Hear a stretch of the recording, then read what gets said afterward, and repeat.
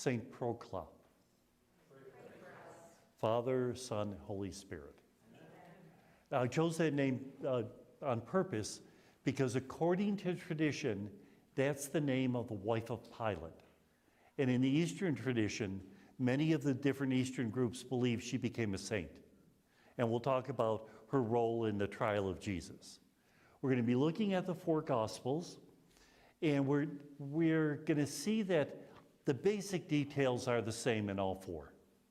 But each one of them has a little twist. So we'll start with the Last Supper, and we'll go all the way up to the burial of Jesus.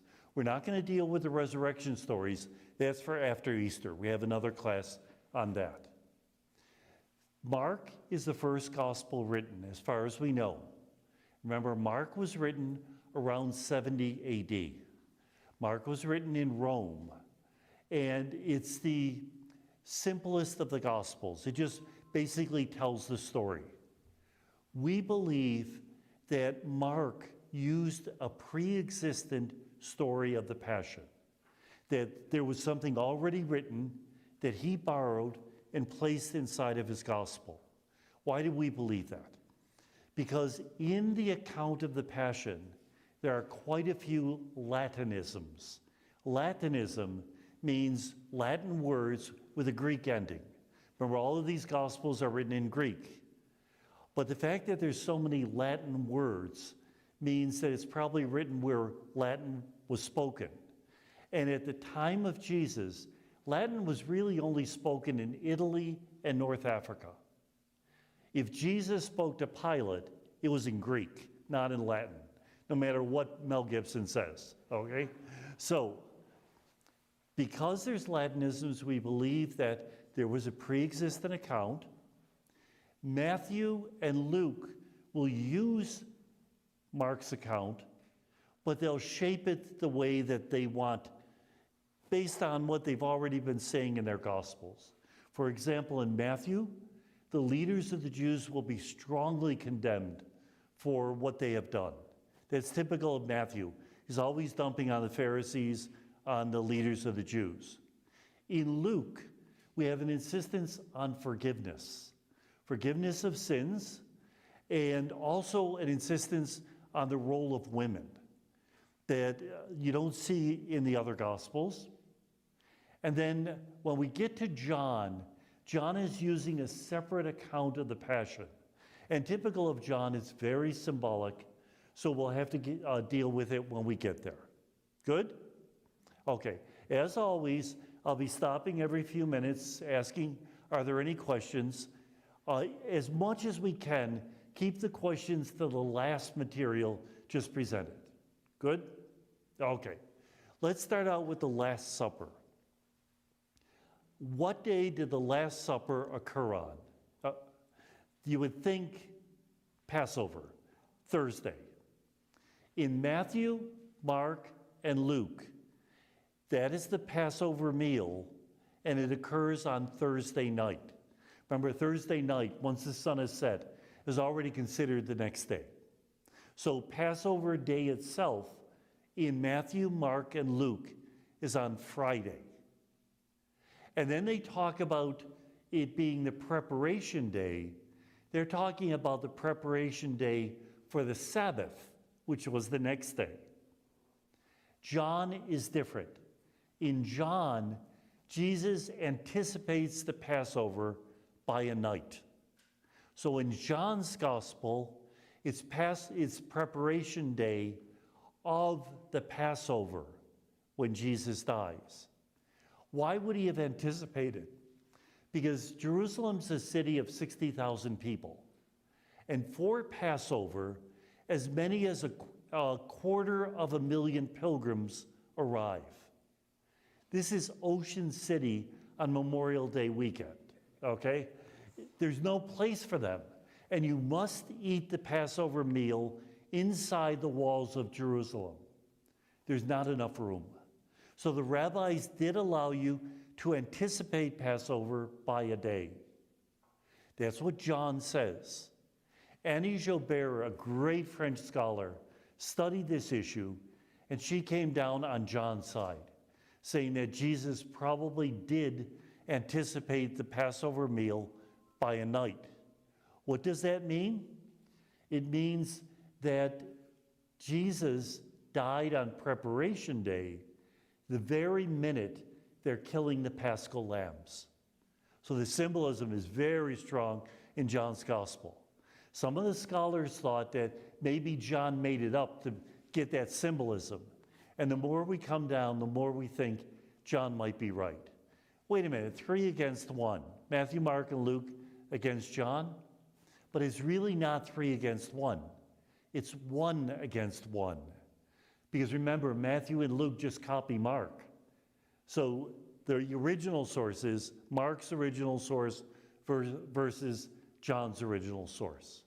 So when did the Passover and the Last Supper meal occur? Depends on which gospel you look at.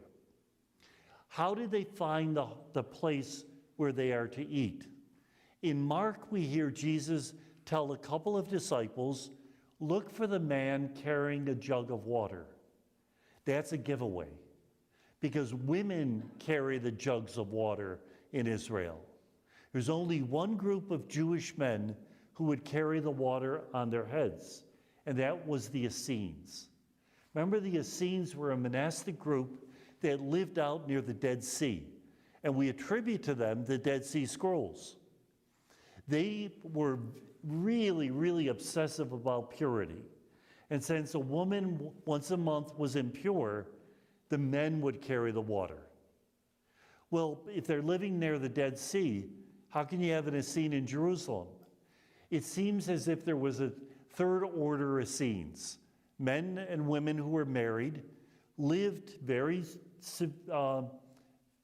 impressive lifestyles, and they lived in a particular part of Jerusalem, what we today call the upper room, the cenacle, where we believe that in that area, Jesus ate the Last Supper. Notice how I said that area, because the actual building was built in the Crusader time. That area, they've done excavations. And what did they find? It was the Essene part of the city. So this idea that Jesus identified the hall where they would have the Last Supper by a man carrying a jar of water fits. Matthew never mentions the man carrying the jar of water. Luke names the 2 disciples, and that's another thing of Luke. Luke really emphasizes the importance of the apostles. So he names that Peter and John are the one who find that upper room. John doesn't even bother. He just says they got together for Passover. And we're going to see John's Last Supper is very different. Okay, they gathered together. In the meantime, Judas has decided to betray Jesus. In Matthew, we hear he receives 30 pieces of silver. Why did he betray Jesus? Matthew would imply because he was a thief. He wanted to steal that money. And that, in fact, even in John, he was the treasurer of the group. When he leaves the hall where they're having the meal, they say, oh, he's going out to buy something or give money to the poor. There are other theories of why Judas might have betrayed Jesus. One of them is that he was set up. God needed a betrayer. He chose Judas. If that is the case, did Judas sin by betraying Jesus? If he was set up and didn't have freedom, no sin. There is a theory that Judas wanted to push Jesus to get him acting like a Messiah. A good Messiah is a conquering hero. Remember on Palm Sunday, Jesus cleansed the temple? And that looked like the first act of a rebellion. So maybe Judas wants to push Jesus' hands so that he's forced to show himself as the great Messiah, misunderstanding what it means to be Messiah. We really do not know. We do hear that Judas committed suicide in the Gospel of Matthew But the account varies from that and Acts of the Apostles. In Matthew, he hangs himself. In Acts 1, he throws himself down and he sort of splits open as if he threw himself down from a height. It's really, really not clear. Is Judas in hell? We don't know. We leave all of that to God. Well, if he committed suicide, how could he have not gone to hell? Most people who commit suicide, are they fully culpable of what they're doing? Most are not. So we leave it in God's hands. Good? By the way, little parentheses. In Europe, my name, Jude, doesn't exist. Jude and Judas are the same name. So when people heard my name in Europe, they were hearing Friar Judas. Well, a little girl came up to me and said, "What's your name?" I said, Fra Juda. She's hearing Friar Judas. She forgot the name, but 5 minutes later, she rushes back, pulls my cord, and she remembered it was bad. So she says, "Monsignor Devil, Monsignor Devil." So Judas betrays Jesus, and how much he's identified at the Last Supper. Jesus says, whoever dips the bread into the water. In one of the Gospels, Judas is actually doing it at that moment. In the other Gospel, it could simply mean one of those here at the meal, because everybody dipped the bread into that water. So it's not especially clear. This is the Last Supper meal. Jesus takes bread, and he says over the bread, "This is my body." The Aramaic word is guf, which means this, the body. In the Gospel of John, we do not hear about the consecration of the bread and wine. Why? Because we already heard about it in chapter 6 of John's Gospel. Remember the multiplication of loaves and fish? And then after that, Jesus says, the bread of heaven is my flesh for the life of the world. Notice he uses the word flesh. In Paul's writing, flesh is not a good thing. Paul contrasts spirit and flesh. And in Paul, flesh is our fleshiness, our worldliness. It's the fact that when we take the break, there's way too many goodies back there. And that's our concupiscence, is how Augustine would say it. In John, we hear the word flesh because in John, the Word became flesh. And in John, there's a lot of matrimonial symbolism. All throughout John, we hear that Jesus came to marry the church. When is it that two flesh become one? When we receive Eucharist, it's like marrying our God. That's what John is saying. So that's why he uses the word flesh and not body. At the Last Supper, Jesus probably did use the word body. Over the cup, Jesus says in Mark and Matthew, he says, "This is the cup of my blood in the new covenant."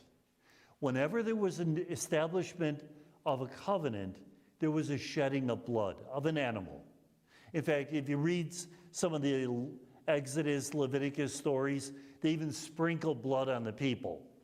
So the sign of making a covenant, they actually don't say make a covenant in Hebrew, they say cut a covenant, referring to that sacrifice. In Mark and Matthew, this is the cup of my blood in the new covenant. In Luke and 1 Corinthians, this is the cup of the covenant in my blood. Notice the change. Matthew and Mark, blood's in that chalice. Luke and 1 Corinthians, covenant is in that chalice.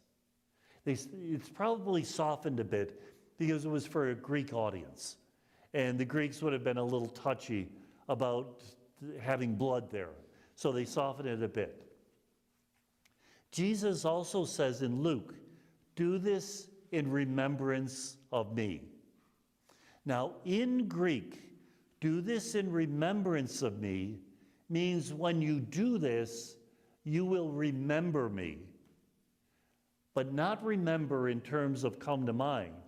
Remember. Make his member present again. Make his body present again. It's called anamnesis. Anamnesis, it's sort of like what the Jews do for the Passover. Remember how they dress up in the clothes you would use for traveling? Because when they celebrate Passover, they are present at the original Passover. Isn't that what we believe about Mass? When we celebrate Mass, we're not in Ellicott City anymore. We're in Jerusalem for the Last Supper, the death of Jesus, the resurrection. But in Aramaic, the language Jesus spoke, do this in my memory means when you do this, please pray for me. That saying really threw me. Why would we have to pray for Jesus? But remember, when we celebrate the Eucharist, we're celebrating the fact Jesus is on the cross. He is saying, I need you to be there for me. He makes himself vulnerable. Isn't that what he did by becoming a baby? Became a baby and let us care for him. He does that on the cross. Please be there for me. So when we receive the Eucharist, it's not simply him giving himself to us, but also us giving ourselves to him. It's a mutual. And isn't that love? Love has to be mutual for it to be profound. And so in the Eucharist, Jesus seems to be asking for an expression of that love. Good. Up to here, any questions? Okay. Jesus predicts that Peter will betray him, deny him. In Matthew and Luke, he will betray him 3 times before the cock crows once. In Mark, he will betray him 3 times before the cock crows twice. These small differences. If you read Lee Strobel, The Case for Christ, he compares it to listening to testimony at a trial. If the testimony were exactly word for word the same, you would have your doubts, wouldn't you? They rehearse this. The very fact that there's small details that change, the rooster crowing once, the rooster crowing twice, gives more credibility to the story. There's no question that the rooster's crowing. There's no question that Peter is denying Jesus, which will occur a little bit later. Yes? Could it just be another way of saying before morning time comes? And rooster crows? Is it a question of before morning comes? It could very well be, yeah. Because Jesus is denied during the late part of the night. We hear that they brought Jesus to Pilate at dawn. So it would be that period. Yeah, that could be. Okay, so how many cups of wine did they drink at the Last Supper? Normally you would drink 4. It seems that the 4th cup was not drunk. Jesus speaks about drinking again in the kingdom that's coming. A lot of different theories about exactly what that means. Is that the kingdom in heaven? Is that the kingdom dawning with his resurrection? There are different theories about this. But the fact that the disciples drink 3 cups of wine, we are not talking about just a sip. We're talking about a good amount, would explain part of the reason they fell asleep in the Garden of Gethsemane, okay? That we're a little tipsy. And in fact, that often happened at Passover time. In general, Jewish people don't believe in getting drunk, but after 4 cups of wine at a Passover, it could happen. Good. At the end of the meal, well, let's go back to John. In John, what does Jesus do during the meal?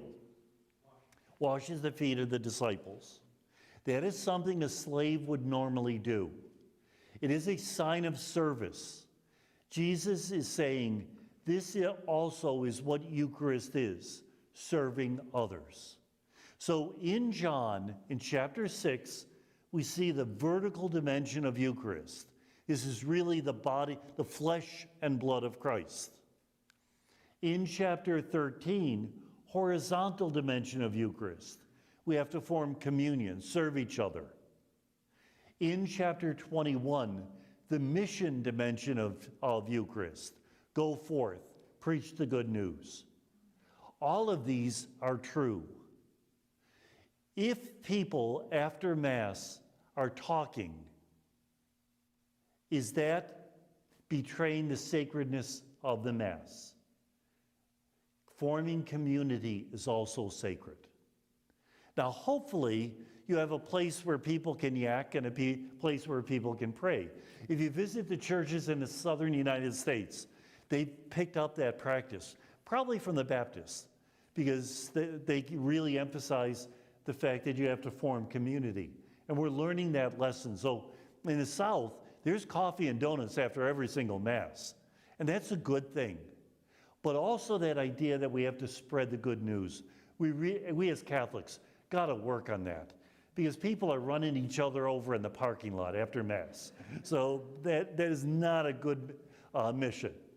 So they have this meal, and after John washes the feet. By washing the feet, he's doing the work of a slave. Is he denying his dignity? Not in the Gospel of John. In the Gospel of John, the hour of glory is the cross. That's when we most see the glory of God.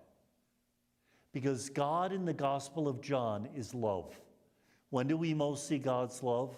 On the cross. Not at the resurrection, not at the transfiguration, on the cross. So we are most in God's image and likeness when we are serving, humbly serving. So when Jesus washes the feet, he does not deny his divinity, he reveals his divinity. Washing the feet is a sacred thing. Good? And then he talks.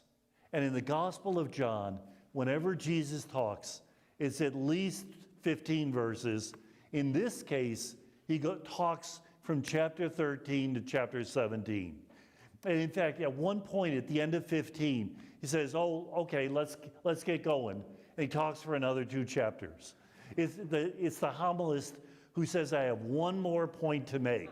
You know you're in for trouble when he says that. So he gives a long discourse.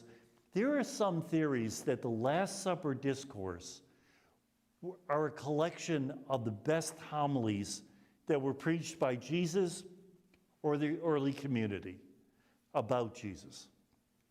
They put it together at the Last Supper to make it the last will and testament, the last testimony. Good? Okay. In Luke's Gospel, Luke emphasizes the importance of the apostles. So in Luke's Gospel, Jesus talks about the fact that the leaders of the Gentiles lord it over others. But it shouldn't be that way among us. We should serve others. Boy, doesn't that sound familiar? Just like John, it's that same message. And then he turns to Peter, says, Peter, when you turn back, strengthen your brothers.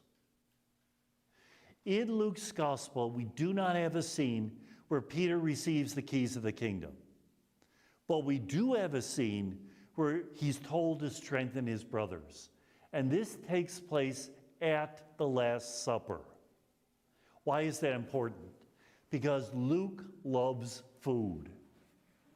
Heavenly banquet. Heaven's going to be a big meal. Every time there's a parable, it ends with a banquet. Even the lost sheep. I always tell people, when they find the lost sheep, what do you think they serve for the banquet? Never got lost again, did it? Luke likes food. It's a symbol of the goodness of God. So where is the most important message about the church given? At the Last Supper. It's the last will and testament. In John's gospel, that mandate for Peter is given after the resurrection. We'll see it when I talk about the resurrection in a month or so. But in Luke, it takes place at the Last Supper. In Matthew, it takes place at Caesarea Philippi. Remember, who do people say that I am? And in Mark, it doesn't occur. In Mark, the apostles come across like the Three Stooges. But Peter is always the first stooge. So even though it doesn't really show him as a great leader, it does give him certain deference. Good? Okay. They leave the hall where they're staying to go across the valley to the Garden of Gethsemane. Now, not all of the passages specifically say Garden of Gethsemane. One of them says the Mount of Olives. One of them simply says they cross the valley. But all of those descriptions fit the Garden of Gethsemane. What does Gethsemane mean? The oil press. In fact, the place where they think the Garden of Gethsemane was, they have very old trees there, but no matter what the tourist guide says, they weren't the trees that were there when Jesus was. But they have excavated an oil press right across the lane from this place. It's at the foot of the Mount of Olives, significant for Jewish people. Mount of Olives is where the end of the world will begin. And isn't this the beginning of the end? And why is it at the foot of the Mount of Olives? Because if you're going to have an oil press, don't put it at the top. You have to carry the olives uphill. Have it at the bottom so you can roll the crates or the barrels downhill, and then you can press them downhill. So the idea that this was a garden associated with an olive press fits perfectly. Little parentheses. If you go to Jerusalem and you go to the place where Jesus was buried, don't expect to be able to pray. There are 4 different Christian groups that claim it, and they're having processions all day long, and their stated purpose is to make more noise than the other group. If you go to the Garden of Gethsemane, it's a very somber church. It's almost in the shadows. It is the most wonderful place to pray in all of the Holy Land. Good. Questions up to here? Okay. In the Garden of Gethsemane, Jesus goes to pray. He tells the Father, if you can let this pass, then please let it pass. But if not, whatever you will, I will accept. That's an important lesson to remember. When we're ill, should we accept suffering? Yes. Should we go to the doctor? Yes. If it's God's will that we be healed through that doctor, then great. Same thing with counselors. We should really consider them if we're depressed, if we're super anxious. Do that. Prayer is not enough. Remember the saying, I forget which saying it is, do it all as if it depends on you, remembering it depends on God. So we have to do our part. If you see a baby playing in the street and a truck rolling downhill, don't say an Our Father. Rush and get that baby. Maybe you can say the Our Father while you're rushing, but do something. So even Jesus, he realized that this was a heavy burden to carry. In the Gospel of Luke, an angel shows up, and the angel strengthens Jesus. Only gospel that has an angel. That's typical of Luke again. Remember Gabriel, the archangel in the beginning? Luke likes angels, so they show up. Luke is the only one also that speaks about Jesus sweating blood. Now, it is not clear what that means. It could mean physically sweating blood.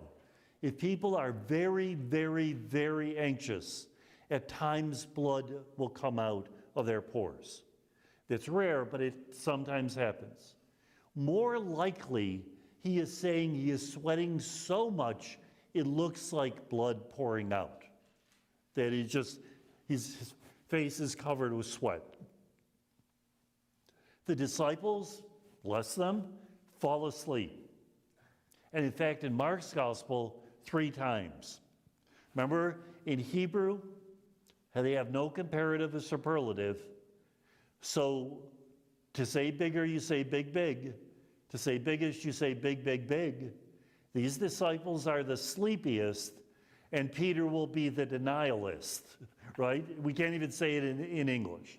But they are weak. The flesh is weak, as we well know. Just think of your Lenten promises. The flesh is weak, isn't it? It's just what is. The soldiers come to arrest Jesus.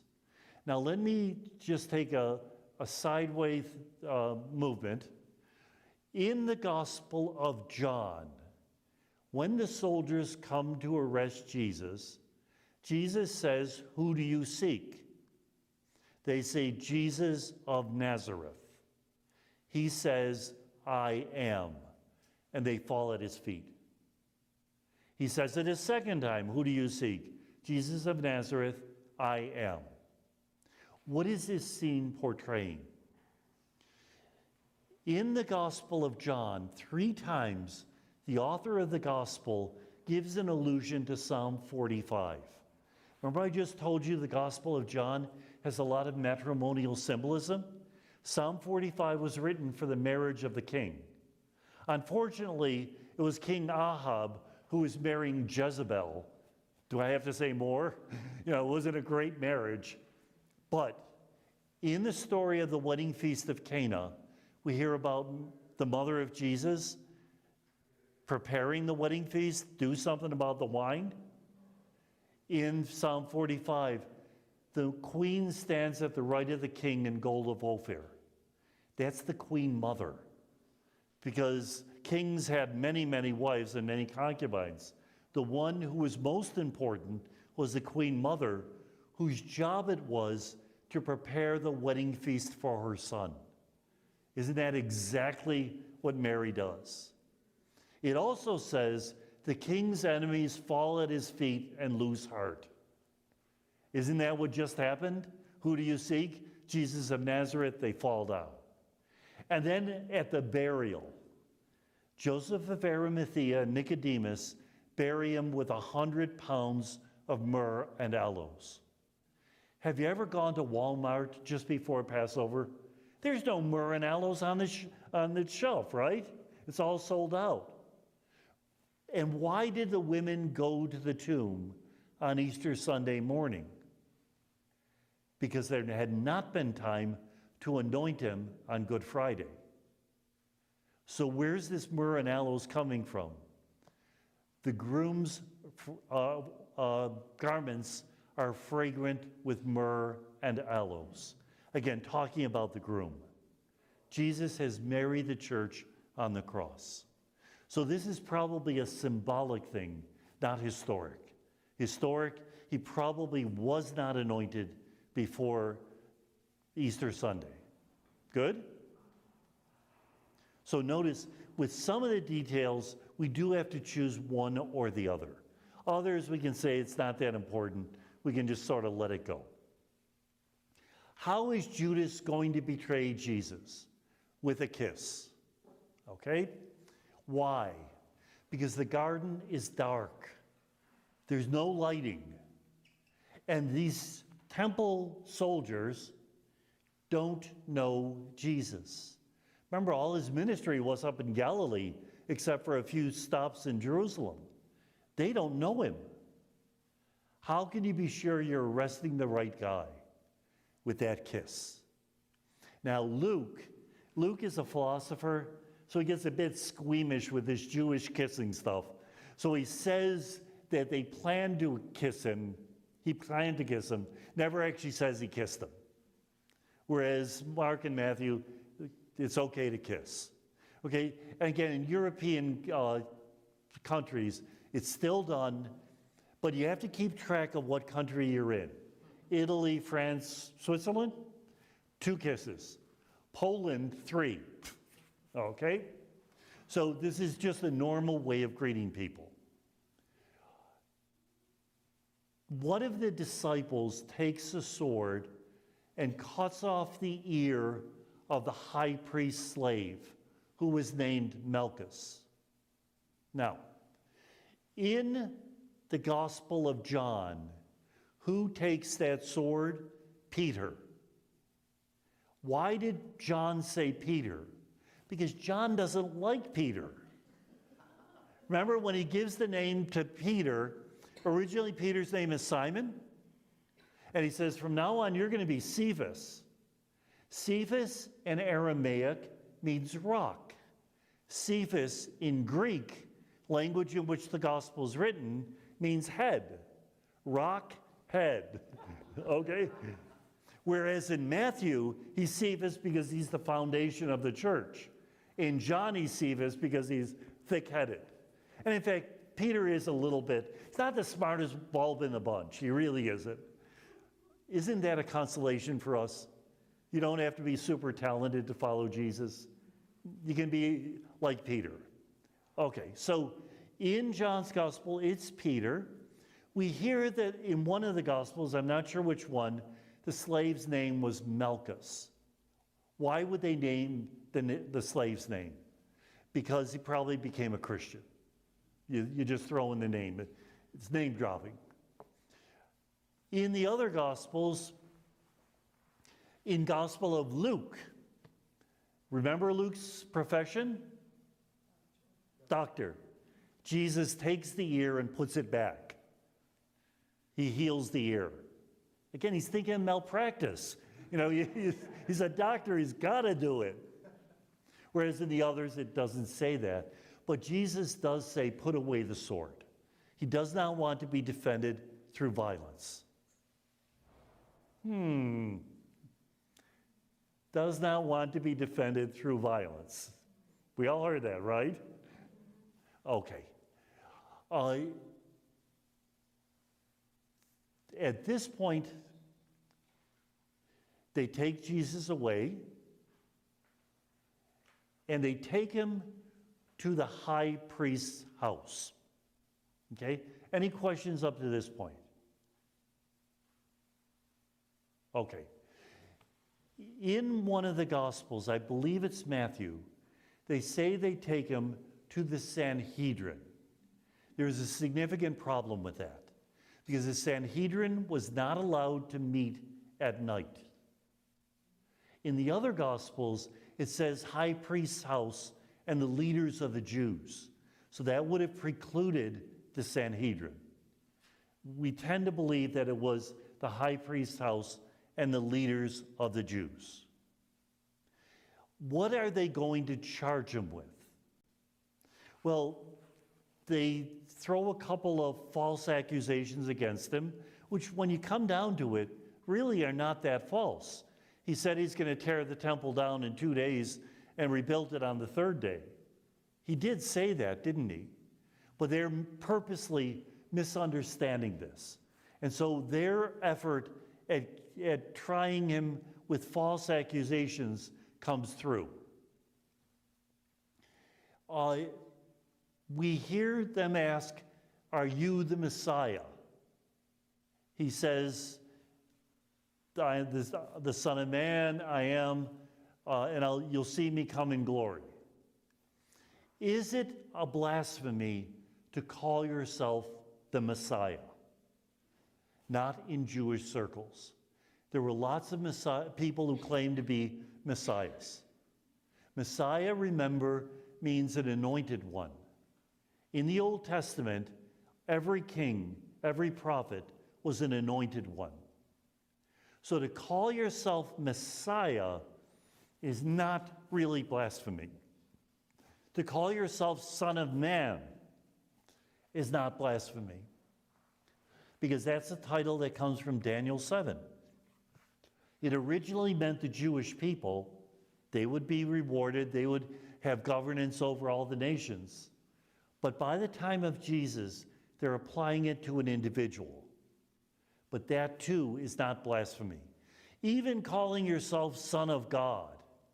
Son of God in the Old Testament does not mean Son of God like we Christians believe it to be. Son of God means hero. Kings were called sons of God. Prophets were called sons of God. So none of that would get Jesus killed for blasphemy. Why do they want him dead? Caiaphas says it. It's better that one die than the nation. Now, why does Caiaphas say this? If we allow him to go around preaching in Jerusalem, in the Gospel of John, he just raised Lazarus from the dead. In the Synoptic Gospels, he's just cleansed the temple, almost causing a riot, and also damaging the business for which the high priest certainly probably got a cut. He's going to upset the apple cart. Remember, during Passover, there's a little castle with a tower overlooking the courts of the temple. So if any riot breaks out, Roman soldiers are ready to run down and stop that riot. Remember when Paul, he's grabbed by the Jewish people and they have to run down and save him from the riot that's breaking out.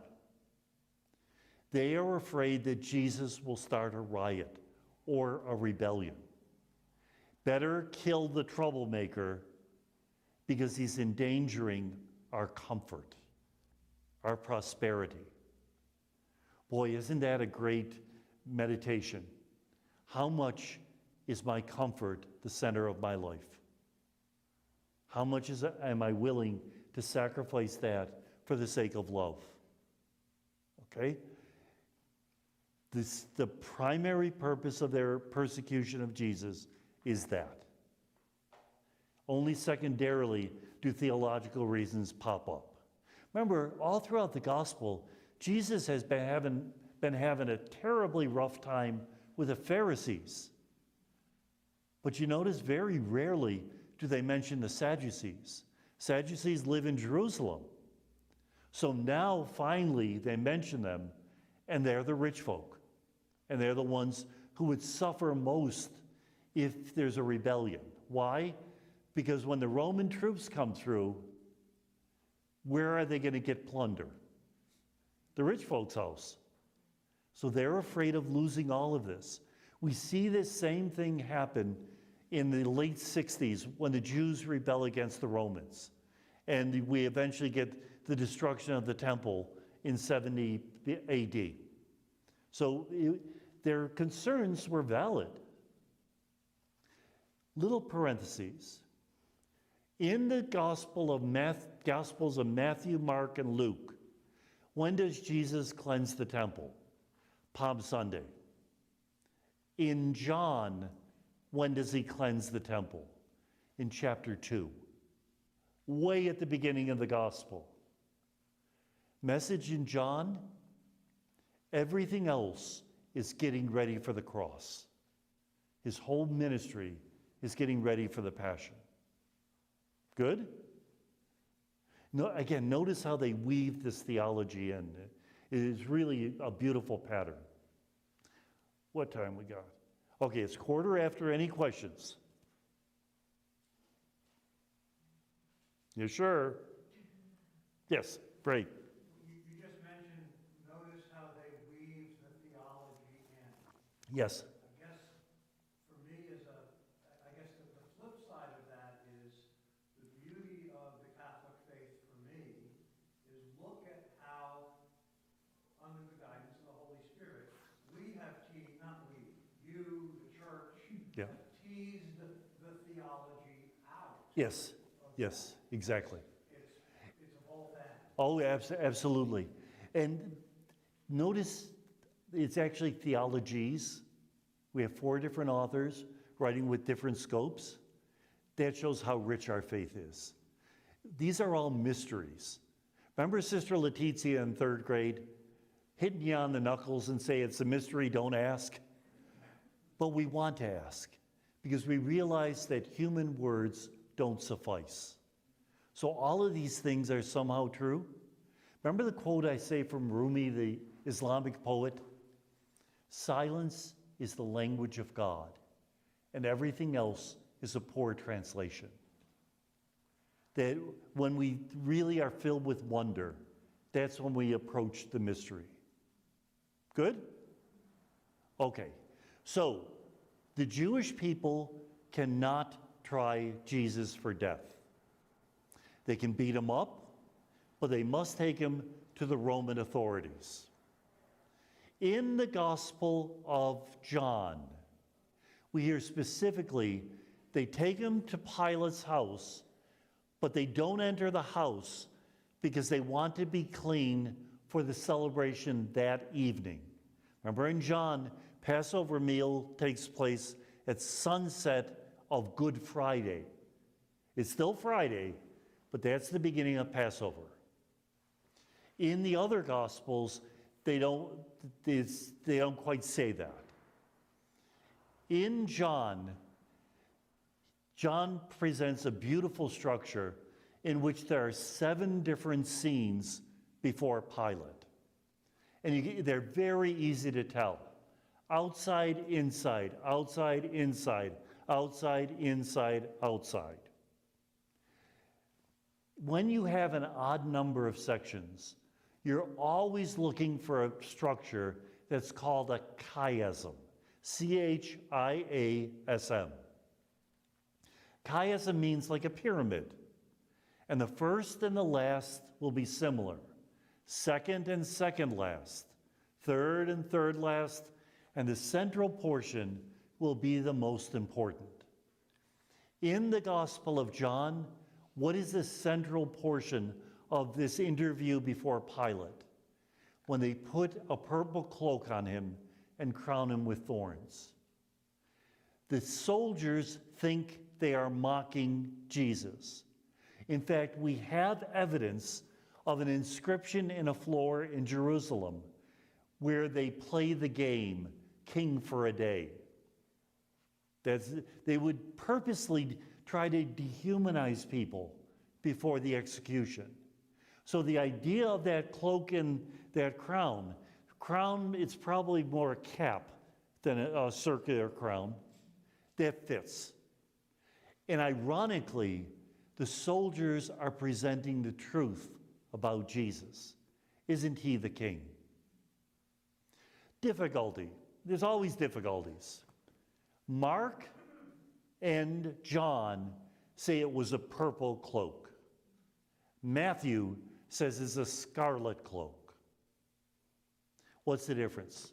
Scarlet is the color that a centurion would wear. Purple is worn by a governor or a king. Where would they have gotten a purple cloak? But the fact that Mark and John both say it's purple gives a lot of credibility to it being purple. Mark and John don't agree on a lot. They have totally different perspectives. Mark, Jesus is dirty and dusty right on the road. In John, Jesus is walking 3 feet off the ground. The fact that they don't agree on a lot, but they do agree on purple, means probably purple was what he was wearing. Okay? Okay. What else do we see in John? When Jesus is first brought to Pilate, he says to the Jews, "Judge him by your own law." And they respond, "We can't crucify him, or we can't kill him." Do you hear how something's wrong there? Judge him by your own law. According to Jewish law, can they kill him? Yes. It's only Roman law that makes it impossible for them to kill him. Pilate has just said to the Jews, use your own Jewish law. And they quote back Roman law. Pilate's thrilled. Pilate hated the Jews. Anything he can do to rub it in, he will do. In the Gospel of John, Pilate comes across as very cynical. When he says, what is truth? My philosophy professor in college said he was asking an epistemological question. What is truth? No, he wasn't. He was a politician. What is truth? That's what he's saying. I don't care what truth is. If it serves my purpose to kill you, I know you're innocent, but I don't care. We'll kill you. So when he says, judge him by your own law, they respond, we can't kill him. He's rubbed it in, rubbed the salt in the wound. You folks, you have to quote Roman law. At the end, the seventh scene, the equal one, shall I crucify your king? We have no king but Caesar.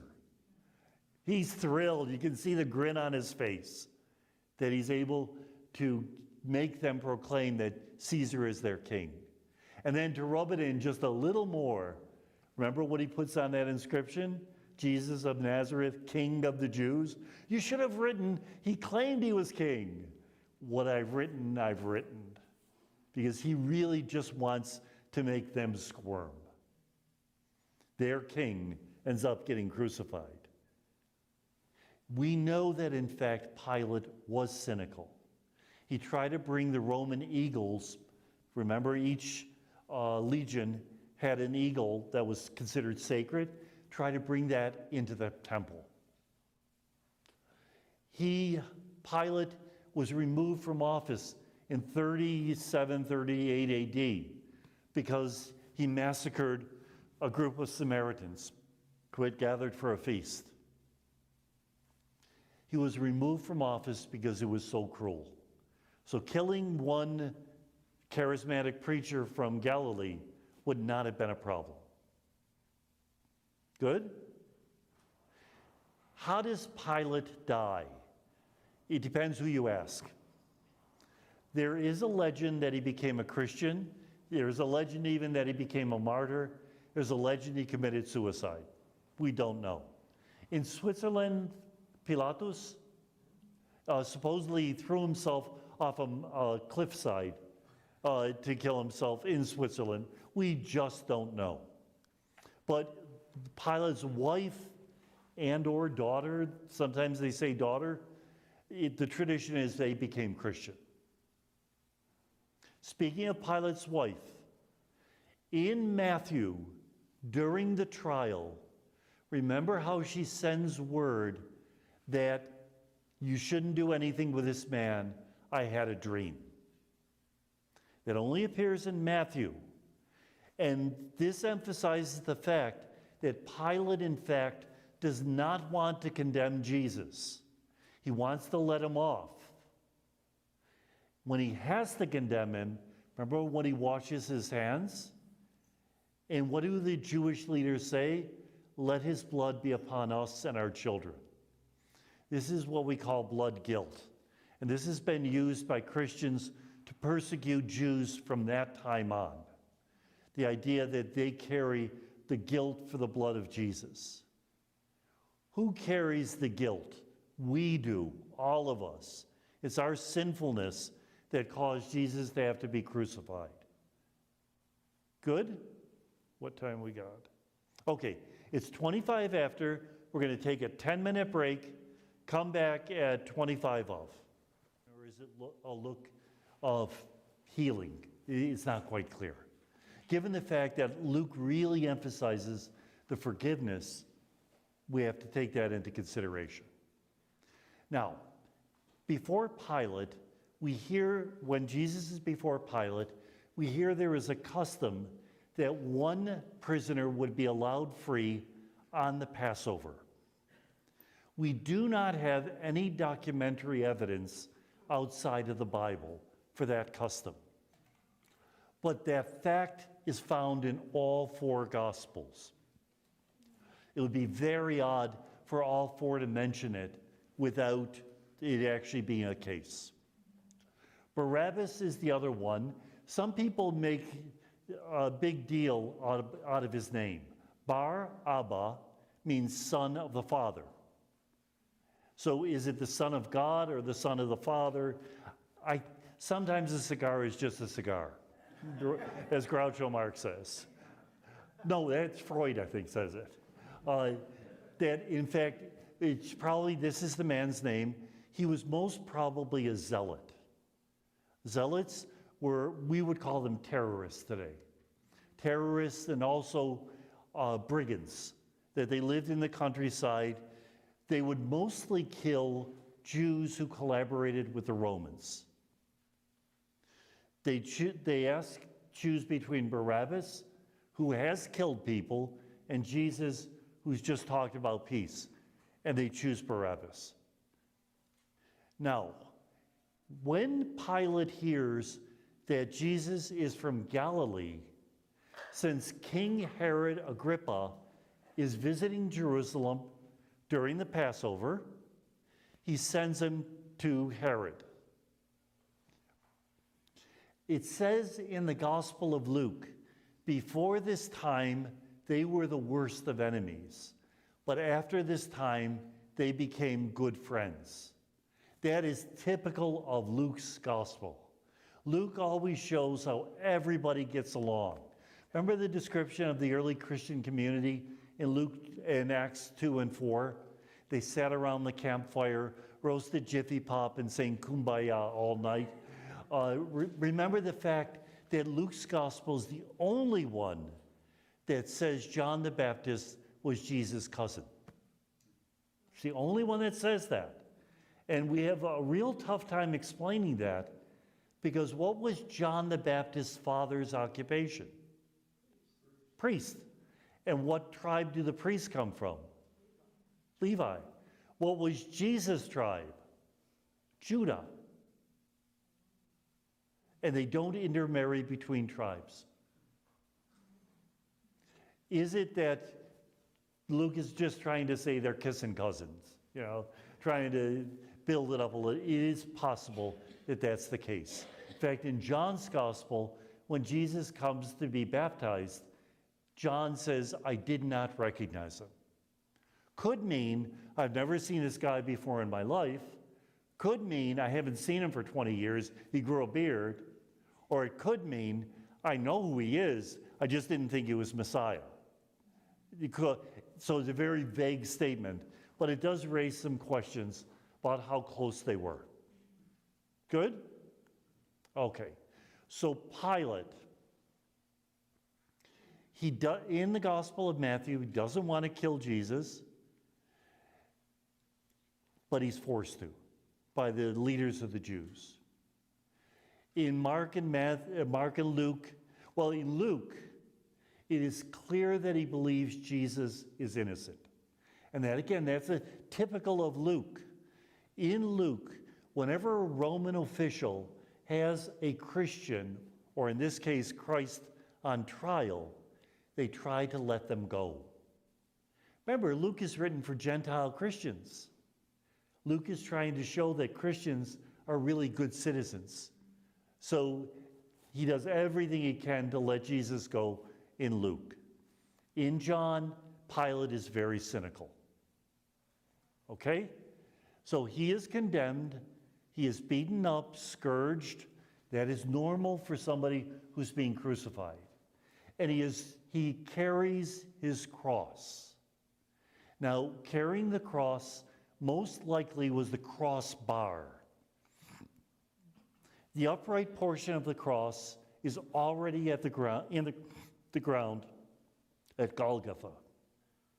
What is Golgotha? Golgotha is the place of the skull. And what is it? It was a used-out rock quarry. They had quarried stone there to build the walls of Jerusalem. But a portion of the rock seems to have had a lot of flaws, a lot of cracks. So they could not use it to build the walls. The upright portion of the cross was most probably stuck in one of those flaws.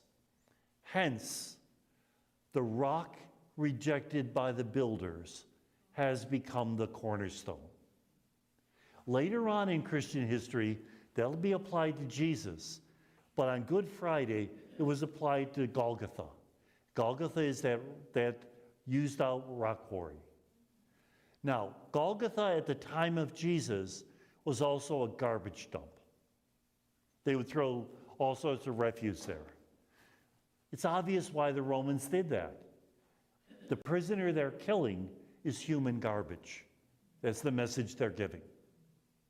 So the idea that it was a form of a skull, later on, there'll be the tradition that the skull of Adam was found underneath the mound. That's a nice tradition. Don't sell the farm to buy that property, okay? But the idea that it looks something like a skull, yes, most probably. It was just outside of the gates of Jerusalem. But going from the procurator's house, looking at Jerusalem, the procurator's house is on what today is the Jewish quarter, the west side of the city. Originally, they thought it was on the north side of the city. Excavations prove that that's probably not the case. It was on the west side of the city. It's a good distance to go from there to Golgotha. Jesus has been up all night, and he's been beaten terribly. So the idea that they would have to ask Simon of Cyrene to help him, it was allowed for Roman soldiers to press gang people to carry burdens. Remember, Jesus even says it. If they give you a load to carry a mile, carry it 2 miles. So that was a normal practice. I believe in the Gospel of Mark, we hear that Simon of Cyrene was the father of Alexander and Rufus. Again, obviously, the name of 2 of the early Christians. Okay? Parentheses, got to backtrack. I forgot one thing. Gospel of Mark, sorry about that. Going back to Mark. In the Garden of Gethsemane, we hear that a young man ran away, soldiers grabbed his cloak, and he streaked away naked. Mark is the only gospel that has that story. Many, many scholars believe this is autobiographical. It is Mark. And in fact, remember Mark, when he went out to preach with Barnabas and Paul, he ran away once, and Paul was really ticked at him? Can that be represented figuratively in what they're saying? But in Mark's gospel, at the resurrection, who announces the resurrection? A young man in the tomb dressed in white. Why didn't they say an angel? Because maybe Mark is saying, I ran away, but Jesus gave me a second chance to announce the resurrection by writing that gospel. So it's very possible it's all about Mark. Obviously, in the tomb, it's an angel, but to describe him as a young man dressed in white is just too close to the description in the garden not to see the parallel. Good? Okay. So we have Simon of Cyrene helping Jesus carry the cross. Typical of Luke, Jesus meets the weeping women and he consoles them. We always say he consoles them, but the consolation doesn't come across that great. You're going to suffer a lot. I feel sorry for that. Remember, Luke's gospel is written after the destruction of Jerusalem. And in Luke, women are always significant. We do hear about some of the women who followed Jesus as he's being crucified. Mary Magdalene, Mary, the mother of Joseph and James, and and the mother of the sons of Zebedee. Mary, the mother of Joseph and James. Typically, when they name 2 of the brothers of Jesus, their names are Joseph and James. Is this another Mary, maybe a cousin of the Blessed Virgin Mary, who has kids named that? Remember, we Catholics, we believe that Mary only had the one child. The brothers and sisters of Jesus are probably cousins. And this would give a little bit of ammunition to show that there's another Mary running around who's the mother of Joseph and James. In Aramaic, when you say brother, that's an extensive word. It's not biological brother. In Arabic, when you say brother, habibi, it could mean anybody I met once on the bus, my brother. So it could be the same thing. But women do follow Jesus.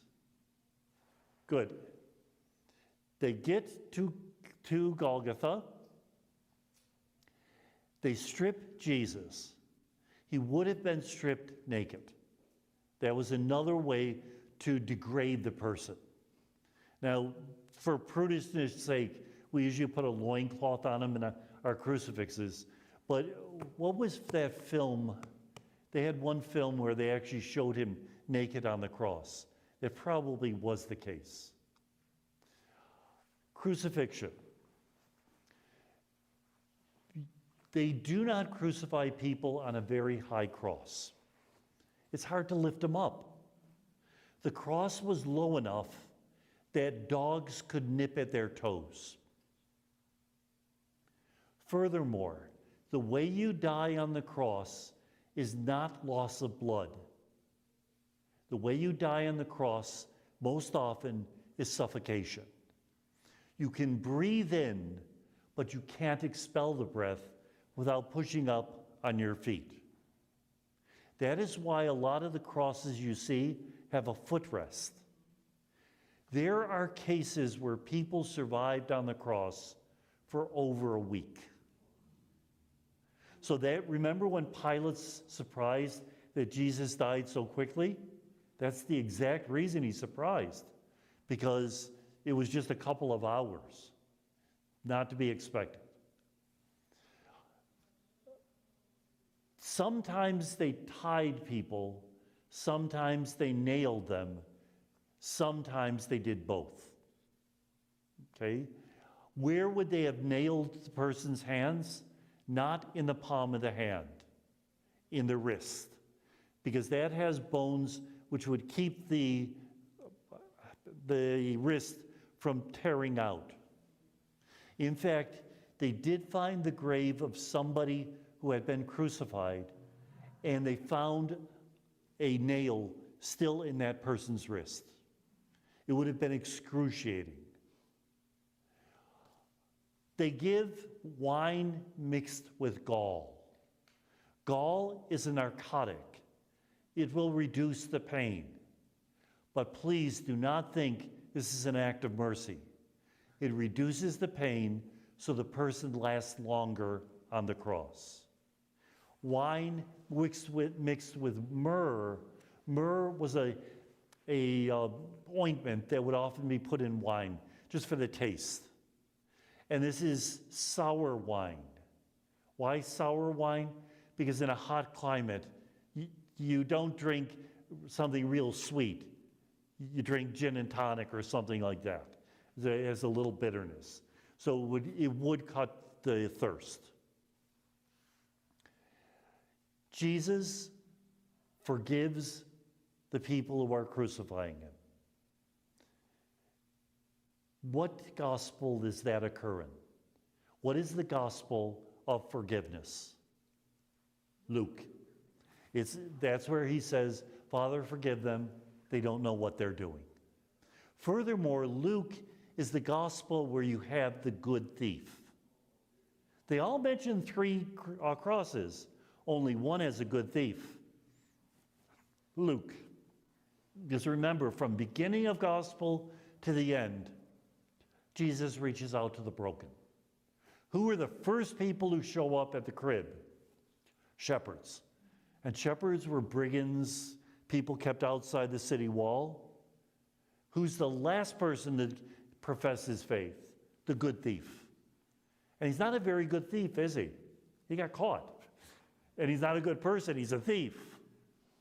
But Jesus responds to him, today you will be with me in paradise. So from beginning to end, Jesus reaches out the broken.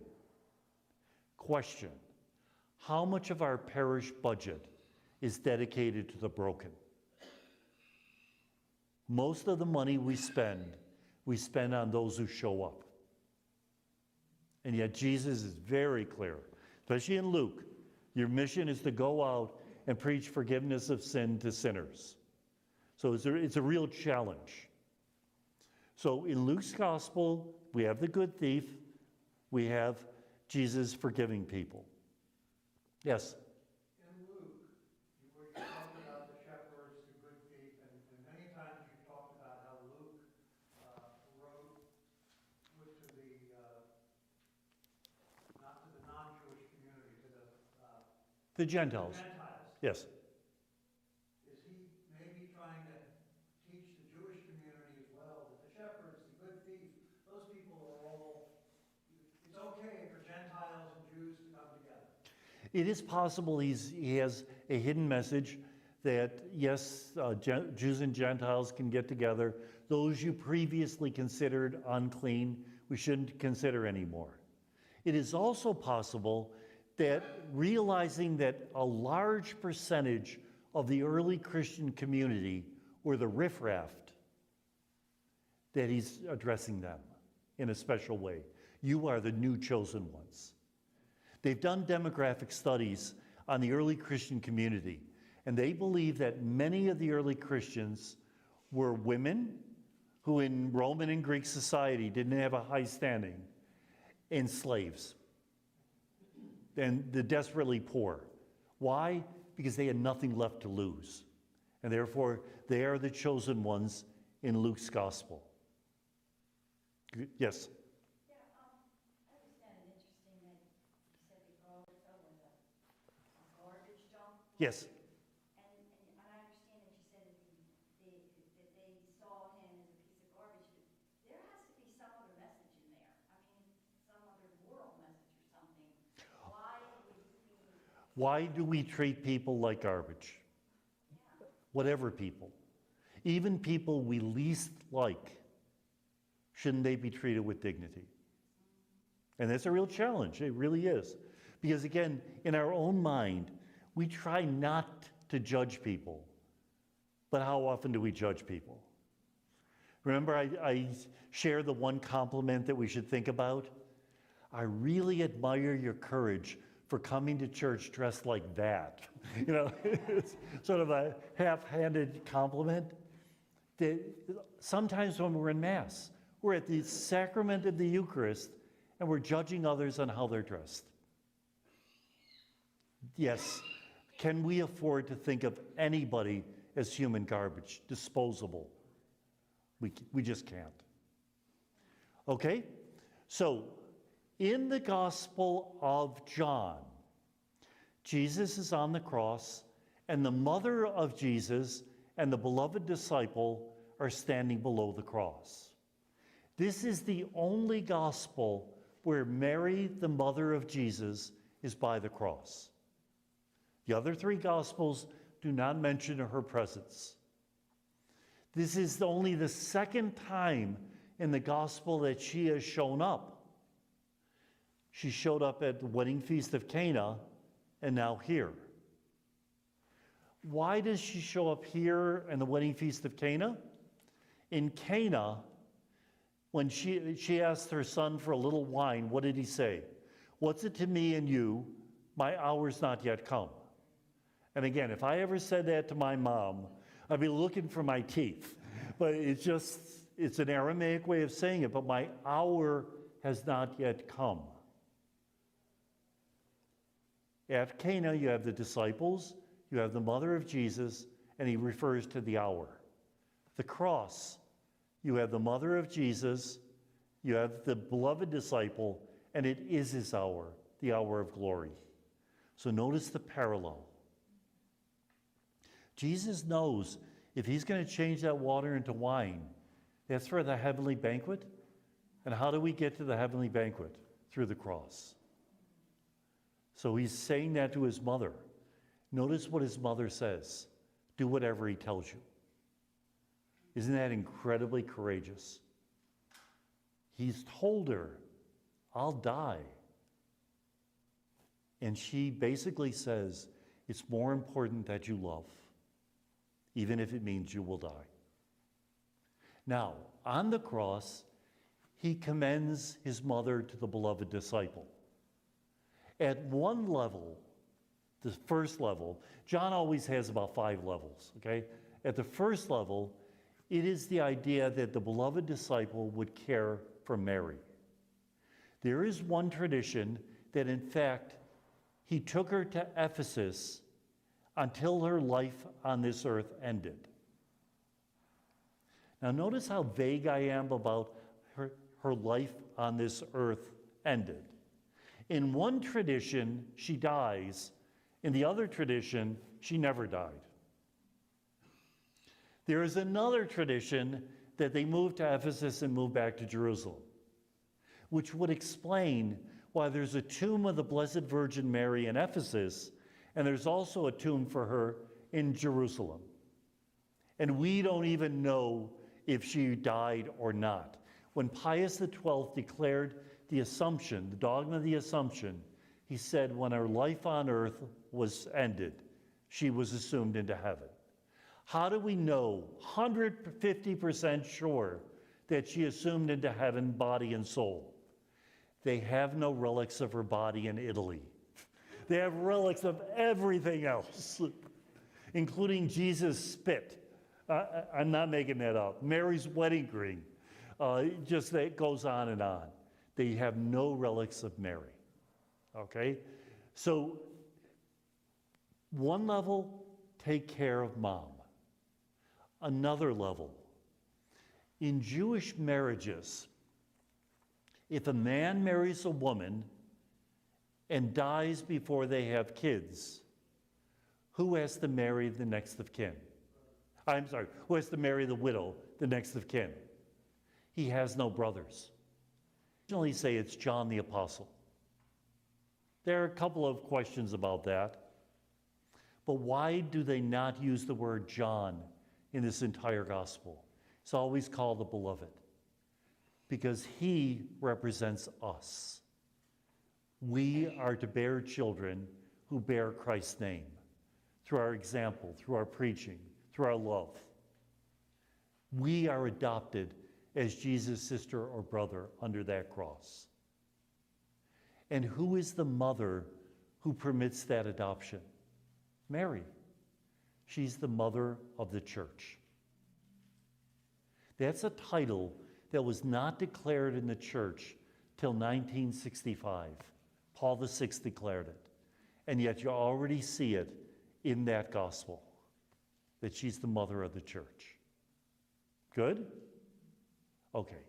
I've been telling you that there's matrimonial symbolism all throughout this gospel. Jesus on the cross says it's finished, and he dies. It's finished. Jesus is in control the whole time. This is the Gospel of John, stressing the divinity of Jesus.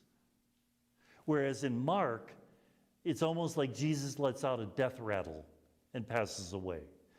He says it's finished. Joseph of Arimathea asks for the body. Pilate's surprised. They're going to break the legs of the prisoners. Why? Because Passover begins at sunset, and it would be inappropriate to have people on the crosses for the great Passover. So they're going to break their legs so they suffocate immediately. When they get to Jesus, they find he's already dead, so they don't break his legs, which fulfills the idea of the Paschal lamb. None of its bones are to be broken. Folks, remember, this is the very hour they're killing the Paschal lambs. He is the new Paschal lamb. But they pierce his side, and immediately blood and water flow out. Let's talk about the piercing of the side. Old Testament, opening of a side. When somebody's in a deep sleep. Adam's side is opened, and a rib is taken out to form his bride, Eve. Jesus, the side is open and blood and water flow out. Blood, symbol of Eucharist, water, symbol of baptism. These are the two sacraments we know that church celebrated, the Johannine Church. In fact, he says, unless you're baptized with water and the Spirit, unless you eat the flesh of the Son of Man and drink his blood, he clearly states they have those two sacraments. And so Jesus marries the church on the cross, just like Adam married Eve. Good? Now, little parentheses again. In Jewish legend, it says that when Adam's side was first opened, Adam was awake. And God took out the rib, and Adam saw Eve coming together, all the blood and guts. It's like a science fiction film. And he was so disgusted, he couldn't look her in the eyes. And she got so angry at him, she moved to the riverbank, and her goal in life was to torment men. Her name in the legend was Lilith. Remember Lilith Fair? Remember Cheers? Lilith. See, you got to know your Bible to understand TV. That's the legend. And in that Jewish legend, God smartened up and put Adam to sleep for the second try, and Eve was formed. Jesus marries the church on the cross. Anything else I'm missing from the cross? Let me think. There was something that passed through my mind. Can you think of anything, what happened on the cross? Oh, Eloi, Eloi, lama sabachthani. That is the words of Psalm 22. My God, why have you forsaken me?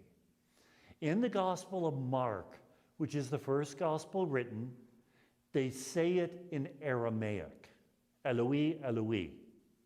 But remember how the crowd says, oh, he's calling on Elijah? That's why in Matthew, he changes it to the Hebrew version, Eli, Eli, lama sabachthani. Because Eli sounds a lot more like Elijah. Psalm 22. If you read Psalm 22, you would swear it was written after Good Friday. There's so much material there that talks of the death of Jesus. This is similar to the songs of the suffering servant. Remember, there are 4 poems in Isaiah which talk about a mysterious figure who would suffer for the sins of the people, die, be buried among robbers, and raised from the dead.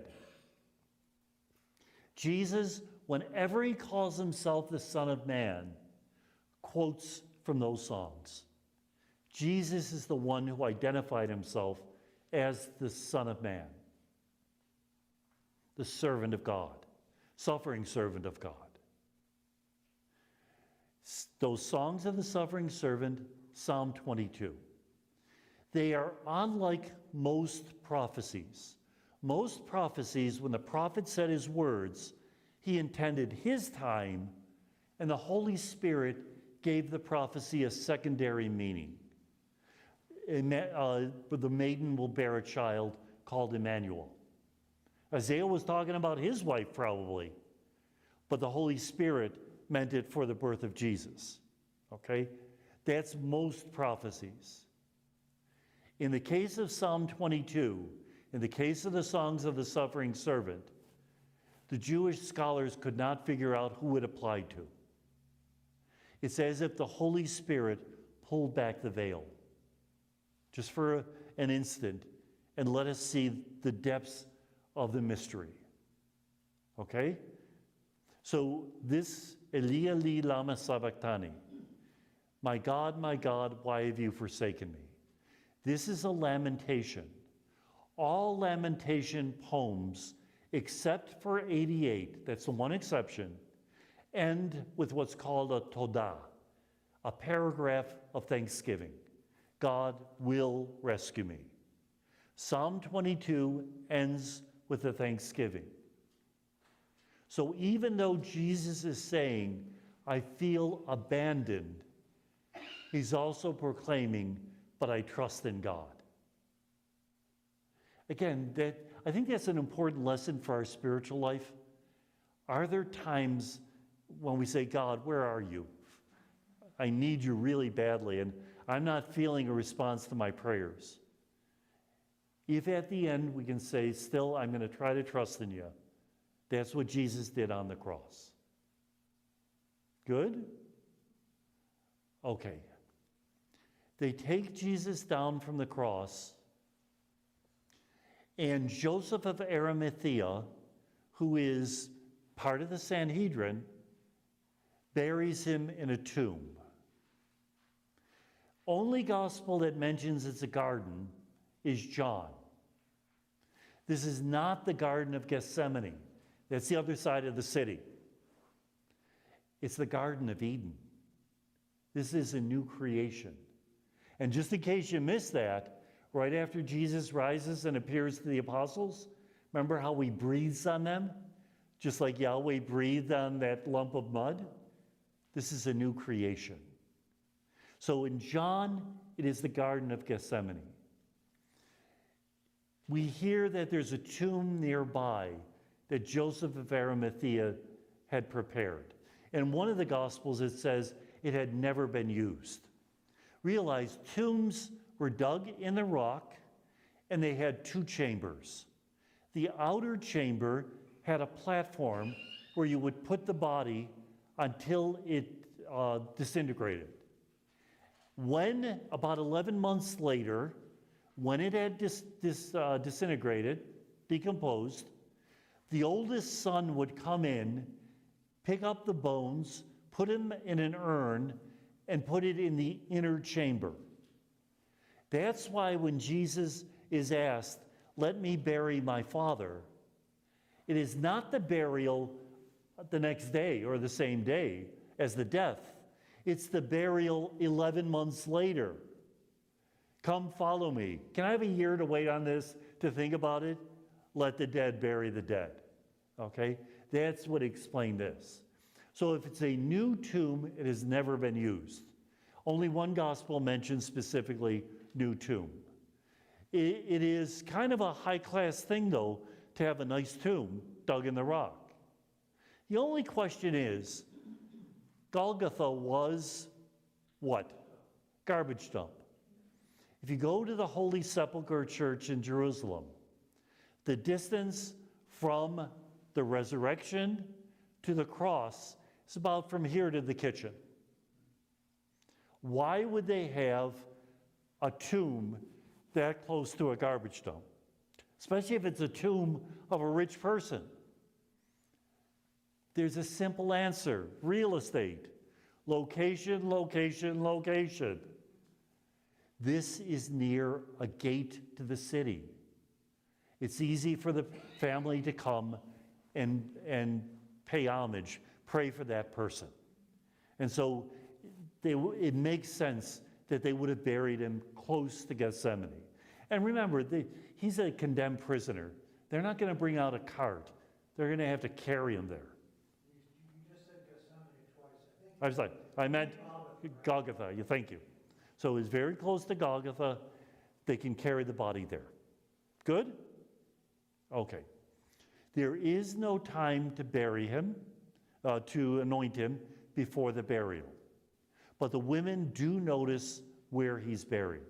And they will wait, in the synoptics, they will wait until Sunday, the day after Passover. The day after the Sabbath, to anoint his body. Now, just anointing the body, realize they're making themselves unclean by doing that, touching a dead body. But they will do that as an act of goodness. In John's Gospel, we have Joseph of Arimathea and Nicodemus.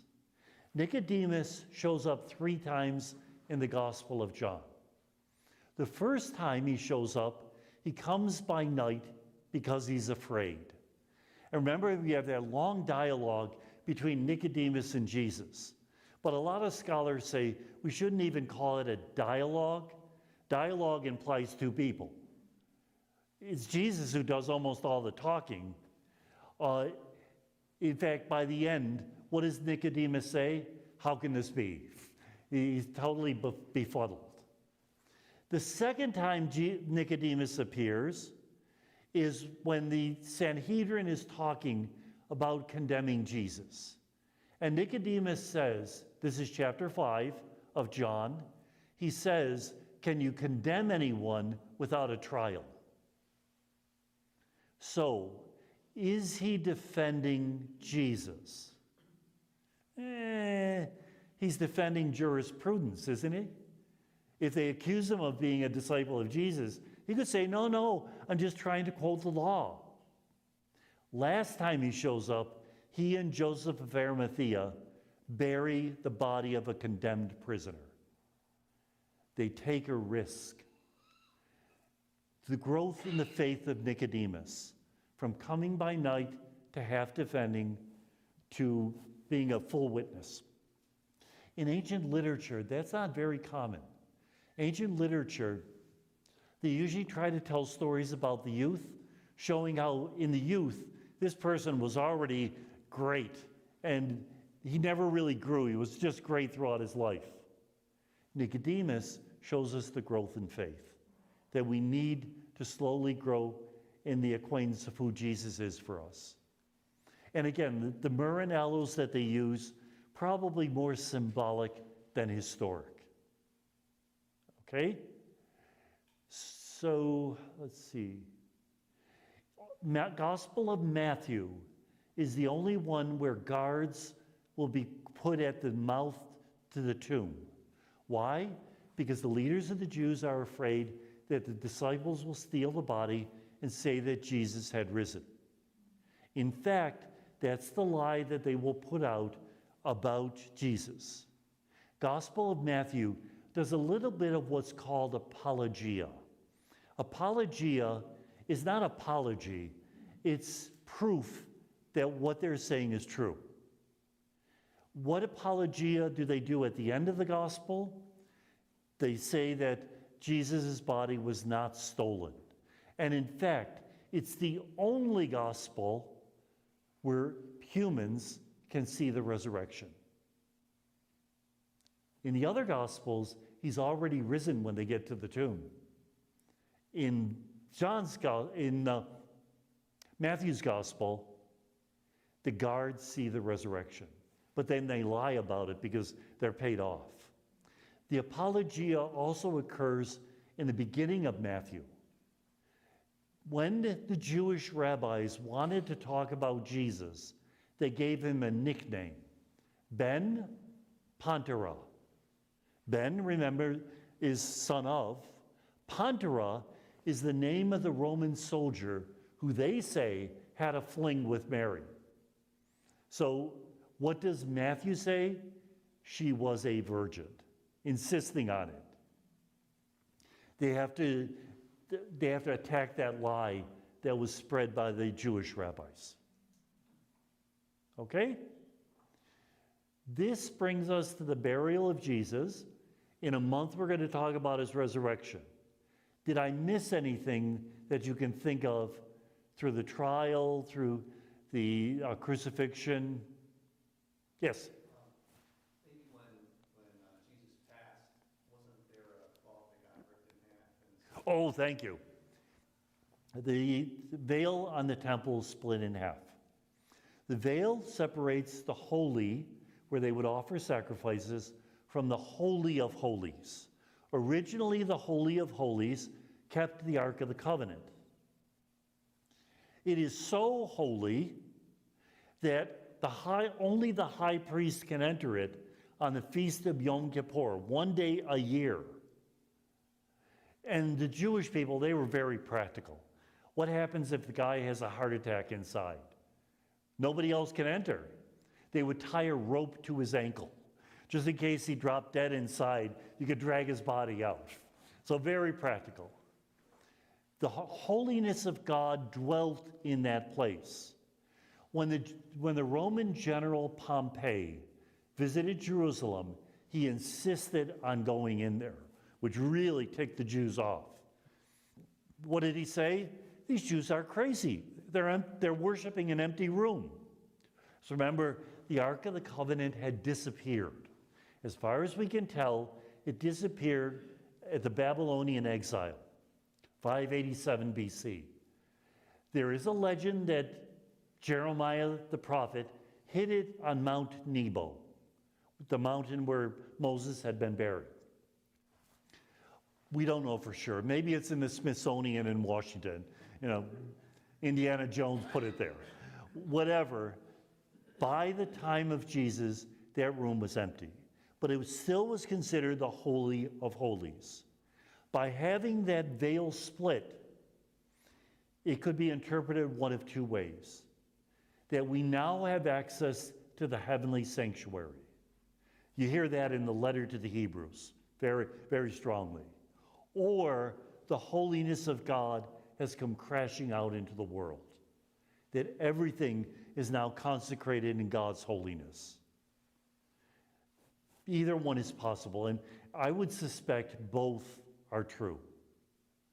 We also hear about the sun being dark over the whole land. We don't know what that means. Could be a dust storm.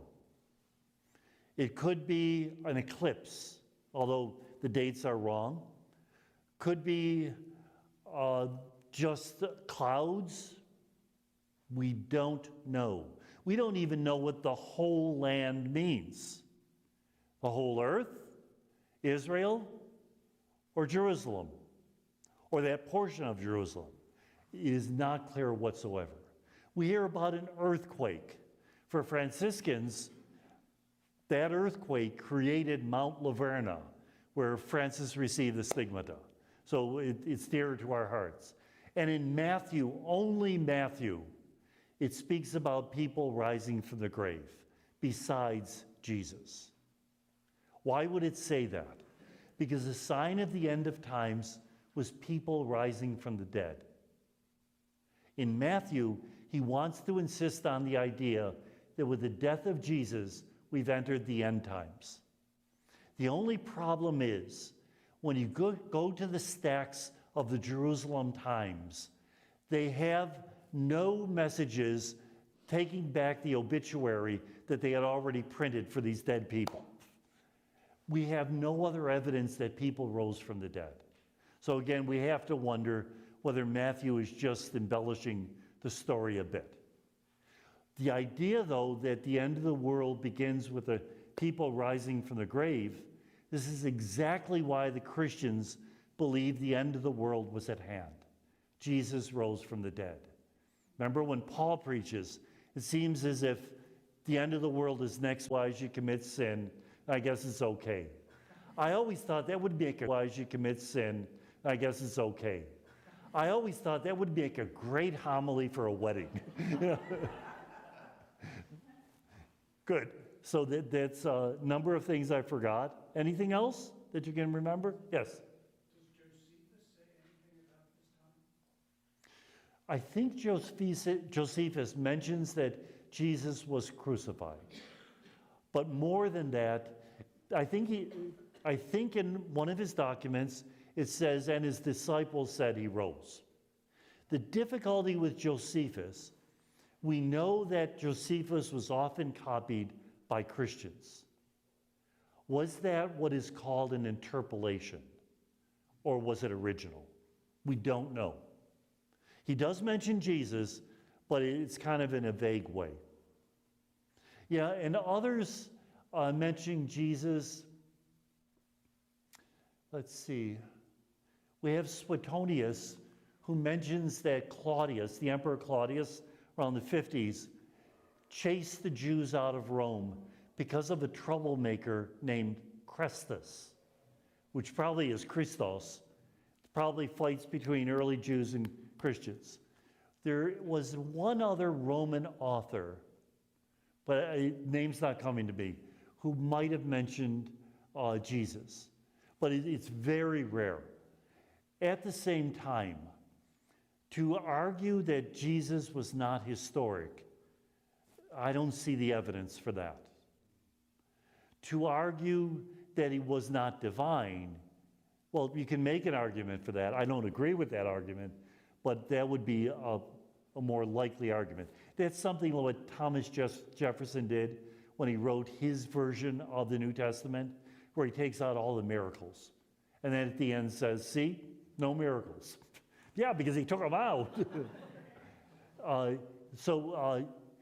There's not a lot of outside evidence, but a couple things that add to the credibility of all of this.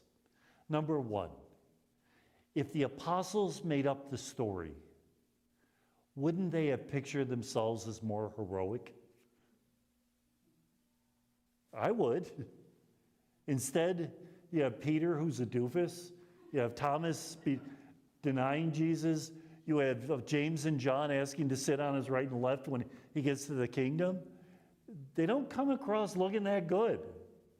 Number two, the fact that Paul would say that Jesus appeared to over 500 people, some of whom are still alive. Would he dare say that if it weren't true? And he's writing 55, 56 AD. So to write something like that, if it's not true, that's very gutsy. Number three, would you really risk your life for a crazy person, even for a good person who was just a person? Wouldn't it take a lot for you to really be willing to be martyred? Remember, according to tradition, 11 of the 12 apostles were martyred. John is the only one. Some say he was, some say he wasn't. So, anything else? What was number one of the I'm sorry, say it again. What was number one of the three things? Oh, God. Yeah, as if I can remember. Oh, the apostles. Their self-portrait is not heroic. So the very fact they present themselves as fallible gives credibility to the story. If they were making this all up, they look a lot better in the story. Even Mark's gospel, most of Mark comes from St. Peter. That's what the earliest fathers of the church say that. And yet Peter really messes up at times. Yes? So through these stories, from Christmas to Easter, we always talk about the Son of God coming onto earth, but yet now the Son of Man, Yes. through the cross, Yes. becomes the Son of Man. Did the apostles realize that, since it seems to come through, or is that just what we're able to draw through Holy Spirit? Right. We're able to draw through. I think that the apostles' faith was gradual, that by the time of the resurrection, they know now that he's no longer just a hero. But for them to say that he's God, remember they pray every morning, there's only one God, Yahweh. That's why in the earliest texts, they never say he's God. They say he's Lord. Lord is the word that would be used as a substitute for the name Yahweh in the Old Testament. So basically they're saying that he's God without using the word. After Pentecost, at Pentecost, they seem to have had a growth in their faith. And at that point, might they have come to that deeper understanding? Or was it still gradual? When you study the letters of Paul, in the first letter, doesn't really mention the Holy Spirit that much. When did they figure out the Holy Spirit was the third person of the Trinity? By 1 Corinthians, they have the baptismal formula, Father, Son, and Holy Spirit. But does it take a while? And for me, that's a tremendous consolation, that my faith can take time, it can grow, it becomes more profound. Especially when we retire, we have more time on our hands. Before, we were so busy with just everyday life. Now we have the time to be able to reflect on these things. And I've often heard people say, why did it take me so long to figure this out, because it comes in God's time. Even the Blessed Virgin Mary. When the Archangel Gabriel says, your son will be the Son of the Most High, we Christians reading it in the 21st century understand only begotten Son of God. What would she, as a Jew in 6 BC, have understood? It was probably something different. This is why when they talk about Mary, it says she pondered these things in her heart. The heart is where you think. How do you say pondered these things in her heart in modern English? What the heck is going on? You know, they promised me a king and shepherds show up. Does she have to struggle to believe? The fact that Luke has her show up at Pentecost means she did believe, but was it even her faith one of conversion? Which means, again, when we have to struggle with our faith, with what's going on in our life, when we want to say, what the heck is going on, she understands. So she's not a figure on a pedestal that is way above us. She lived with us. She was one with us. Can't you picture her coming out of the cave and yelling at the angels, will you please keep it down? I just got him to sleep. You know, it's to picture her as real, as opposed to sort of the Cecil B. DeMille's picture that we sometimes have. And therefore, she can empathize with us. One of my pet peeves, the Pietà, Mary. How old is that Mary? She's an anorexic Anglo-Saxon teenager. How old was Mary at the Pietà? About 50. What do 50-year-old Palestinian women look like? Watch the news.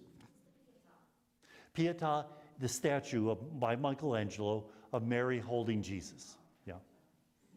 So at 50, she would have looked like a Palestinian woman.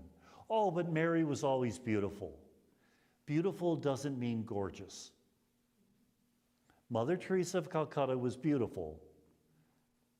But if that lady ever saw a bottle of skin moisturizer, she should have used it, right?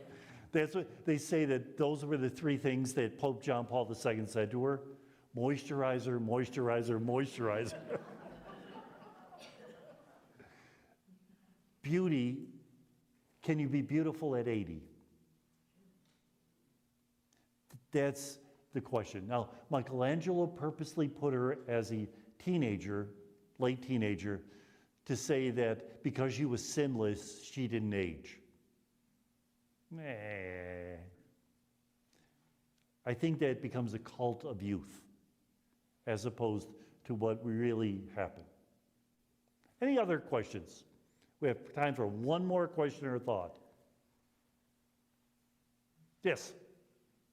So when Jesus was with Pilate and they were determining, he was asking the crowd, who do you want to let go, Barabbas or Jesus? The crowd themselves, were the majority of them actually people that the Sadducees and the Pharisees had encouraged to come, or was it a lot of the Jewish people that were following Jesus and I just have a hard time with that. Yeah. Who was that crowd that cried out, crucify him? We hear that the Sanhedrin brought Jesus to Pilate. Sanhedrin's about 70 people. How many people are in the crowd? It could have been 100. Doesn't have to be a huge, huge, huge crowd. Remember, this is an ancient city. They don't have big spaces, big open spaces. So if Pilate is in his palace, what does a crowd mean? Could have been just a few more than this. So, and would people who Palm Sunday had said Hosanna on Good Friday have said crucify him? I agree with you that it's kind of hard to find that. But how many people said Hosanna on Palm Sunday? Again, we picture a whole crowd. Might it have been a few dozen people? You know, even in Pentecost, they talk about 3,000 people converting that very day. In the Bible, you always have to take numbers with a grain of salt because they exaggerate. In Exodus, it says 600,000 men left Egypt. Okay, if 600,000 men left Egypt, how many women? About 600,000. How many kids? 1.8 million? Big families those days? We have 3 million people, 6 abreast, a meter apart. The line goes from Beirut to Cairo. Highly exaggerated number. So whenever we have the crowds and stuff like that, we have to be a little careful not to picture Times Square. Picture a relatively, have you ever visited some of the cities, medieval cities of Europe, like Assisi? They're not big spaces. They really aren't. And 50 people there would already be a crowd. So it could be almost all the people from the Sanhedrin. It could be. Maybe a few extras brought in along the way, their servants, stuff like that. Good? In the name of the Father, the Son, and the Holy Spirit. Saint Dismas. Father, Son, Holy Spirit. You know who that is? The good thief. That's the name given to him.